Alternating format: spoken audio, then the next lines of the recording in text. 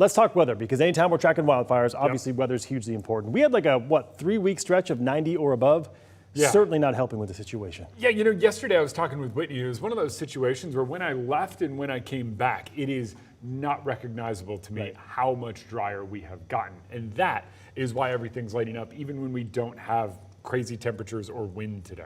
Yeah, not a good combo. Yeah, definitely not. And as we move through the next couple of months, we're not going to get much rain. So instead, what we wind up seeing is more of what we are getting today. I don't know if you saw, but that fire has gone out. It was actually a trash fire, but good news there. Now, there's the fire burning near Tyler. As we zoom in, I went through a fire icon on there. I should probably get rid of it because I think what's most interesting is just how much smoke has been in the atmosphere there at the Columbia Basin fire. All of that smoke associated with the fire is moving up into the air, and it's thick enough that from the airport right there's where our radar scan is coming from, we can see that smoke. Kind of incredible.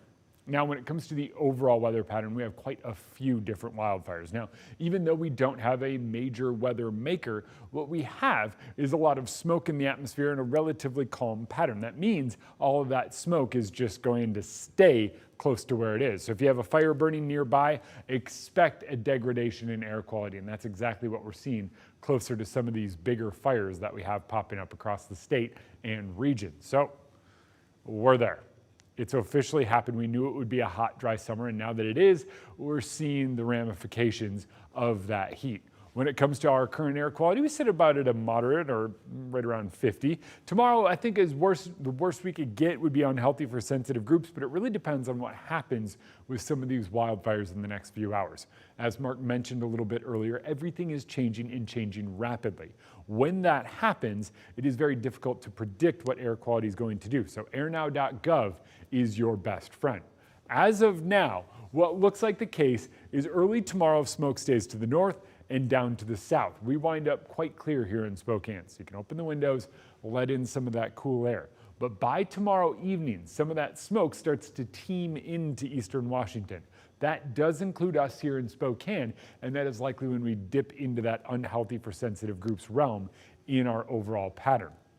Over the next few days, it looks like the haze does get a bit thicker tomorrow, then lightens on Sunday. And as we move through the next week ahead, it looks like we should stay relatively calm.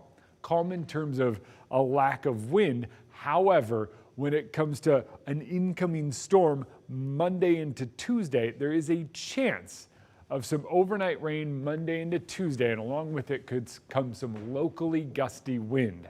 That is going to be a major concern, and we will keep a very close eye on that as it nears.